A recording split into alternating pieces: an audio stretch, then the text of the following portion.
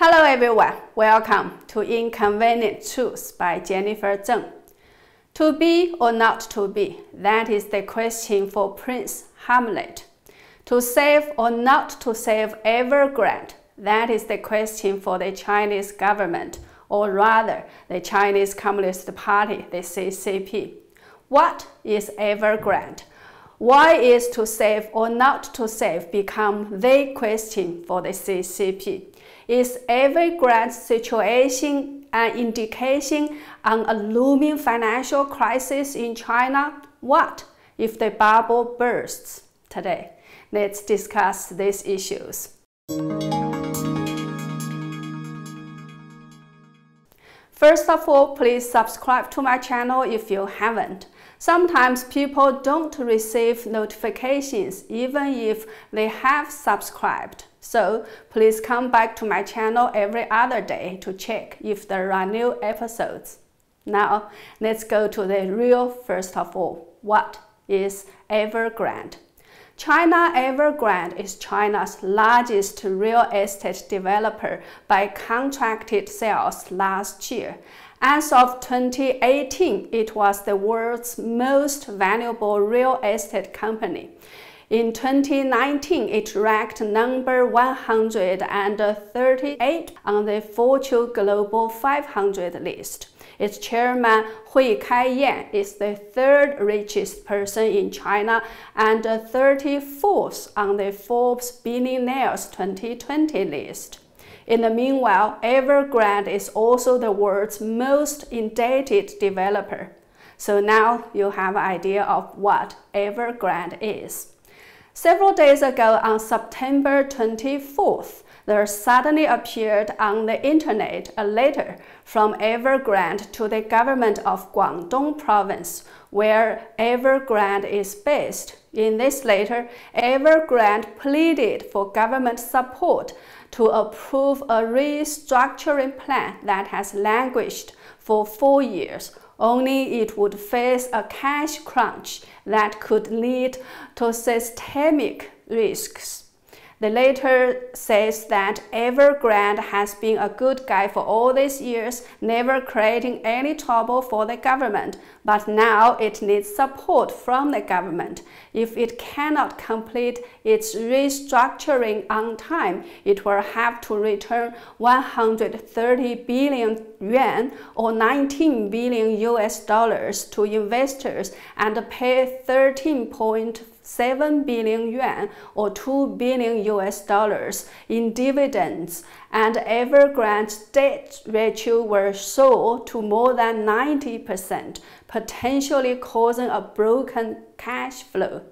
The letter also lists in detail all the debt Evergrande owes to a large number of banks and other financial institutions. As of June 30th this year, the Evergrande Group has an interest-bearing liability balance of more than 835 billion yuan or 122 billion US dollars, involving 128 banks and financial institutions. So what does this amount of 835 billion yuan mean? Let me give you a simple idea. Evergrande's chairman Hui Kai-yan's hometown is in Henan province in China. Henan province had the 8th highest annual revenue in China in 2019, which is about 404 billion yuan, only half of Evergrande's debt level. In other words, the total amount of debt that Evergrande has to pay with interest is more than the total physical revenue of Henan province in 2 years combined.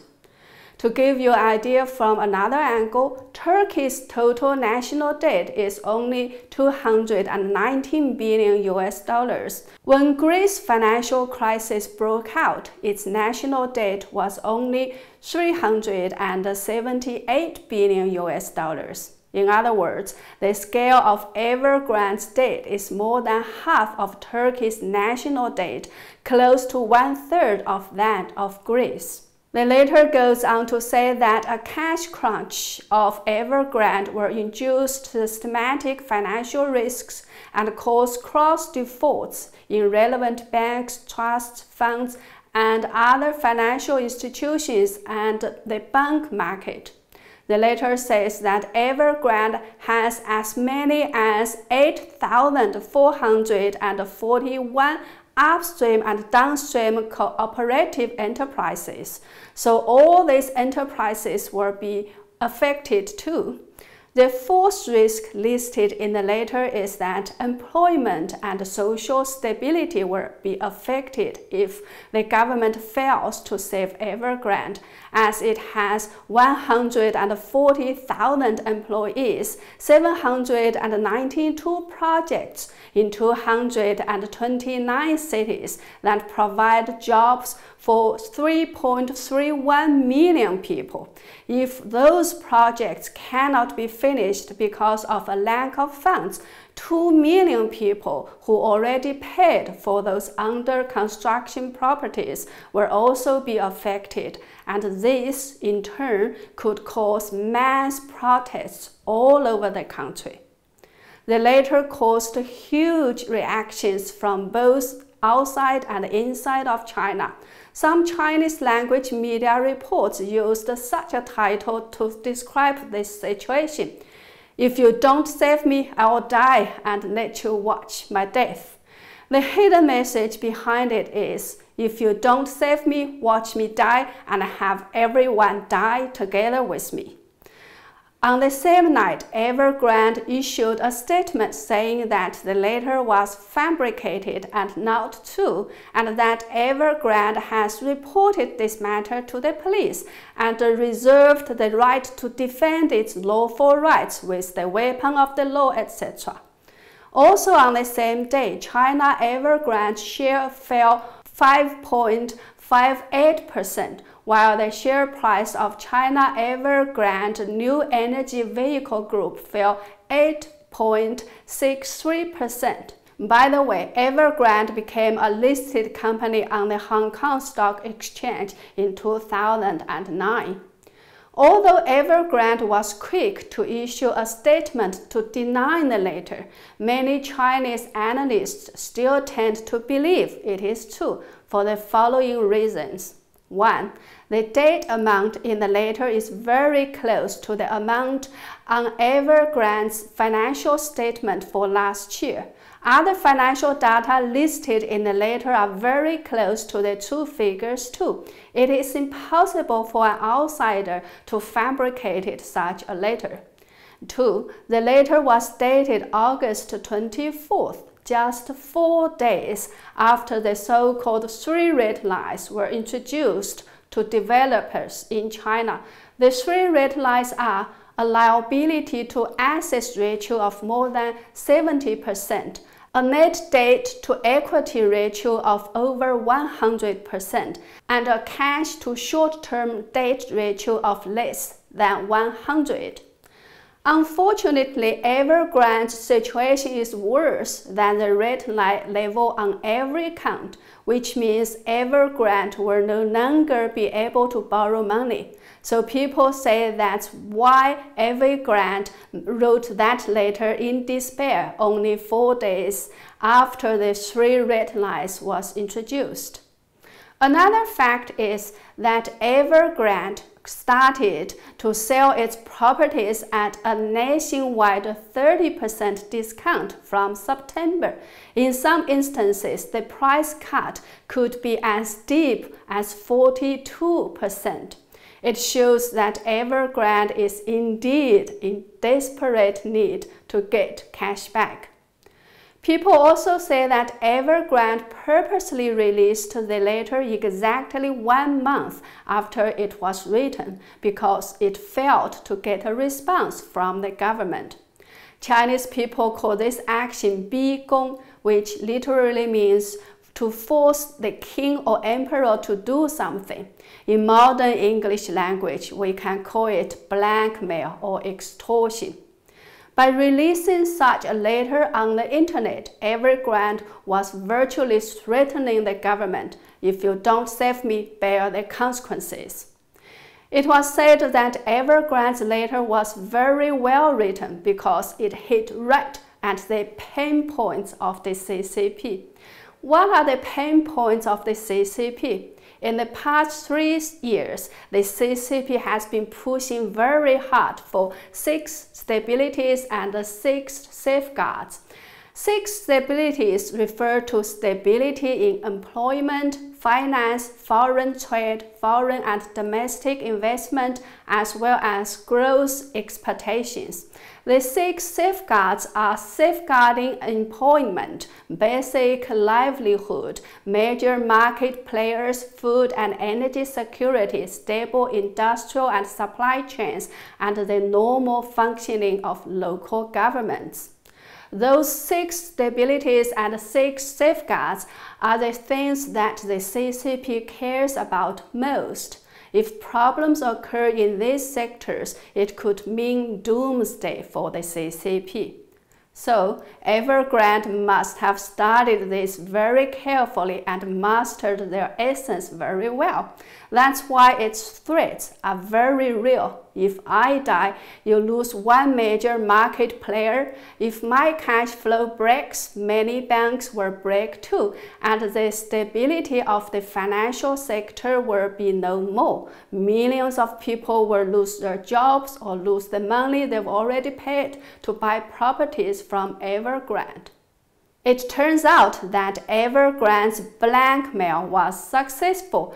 Bondholders, banks, senior government officials, China's cabinet and its Financial Stability Committee, chaired by Vice Premier Liu He, etc., have all become very alarmed and held meetings to discuss the risks posed by Evergrande. Then, yesterday, on September 29th, Evergrande announced that it had reached a deal with investors and that this will eliminate a looming January debt repayment deadline. Under a 130 billion yuan or around 20 billion US dollars deal reached in 2013, Evergrande had issued convertible bonds with a pledge to either list its Hengda real estate unit on a Chinese stock market or redeem the debt. It has not been able to move forward with the listing plan. Now, under the new deal, investors agree to keep their shares and not require Evergrande to buy them out. So, for now, Evergrande's defaulting crisis seems to have passed. Its bonds and share prices have bounced back too. The question is, why did Evergrande encounter such a crisis in the first place, forcing it to use such an extreme measure to deal with it? Actually, Evergrande is not the only one that has encountered such a problem.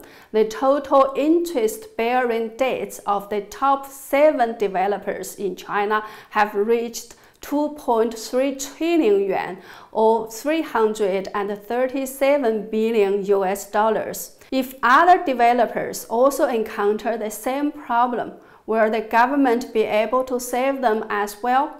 For all these years, the competition in the real estate industry has been so fierce that every developer had to develop as fast as it could to expand its market share and to ensure its survival.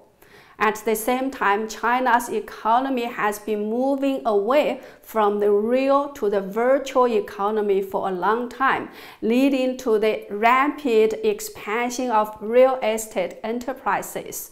People think that speculating in stocks and properties is a fast way to make money. As a result, China's housing prices have risen while empty houses have skyrocketed, creating an epic bubble. According to a survey, there were more than 65 million empty homes in China in 2017.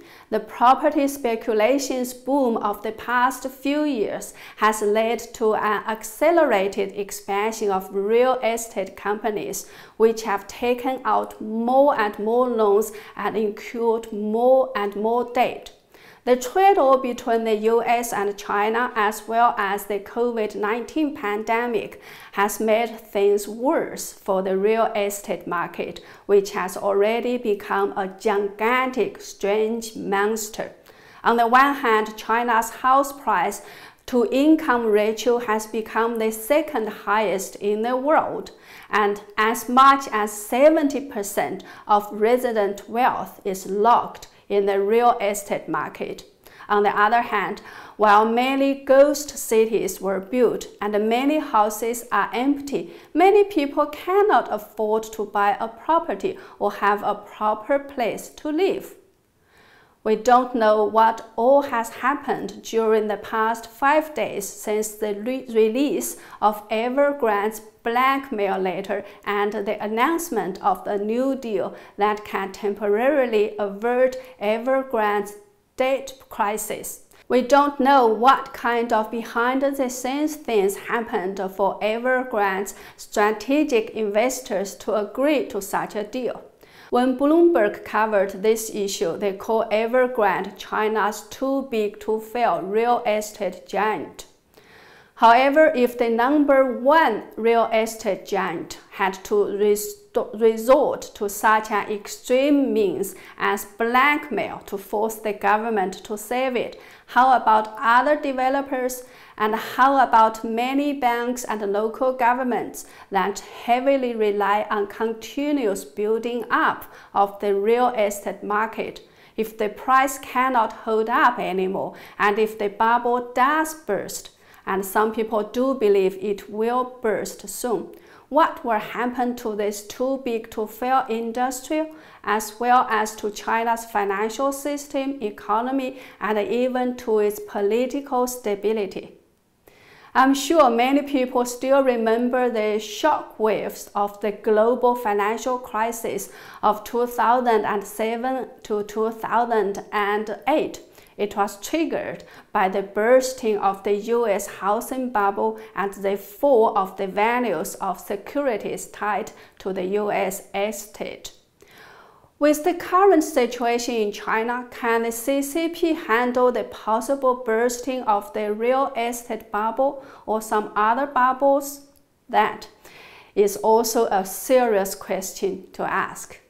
Thank you for watching. Truth can not only save lives, but also help you save money if you can learn the true situation early on. I hope you find this episode helpful. Please don't forget to subscribe to my channel and check out my other videos you may have missed. Thank you. See you soon.